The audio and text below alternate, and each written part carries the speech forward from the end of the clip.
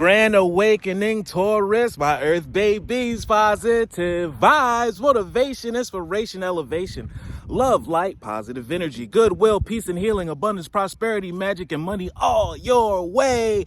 Please like, share, comment, and subscribe if this page has been a blessing to you. Check out my LinkTree, book a really good massage with me. Check out the ebooks, the music, the NFTs, great products are there. But your word of the day is self-love. If you do not love yourself, how can you expect someone to love you? The way you treat yourself is how the outside world is going to treat you. So treat yourself as a high value commodity.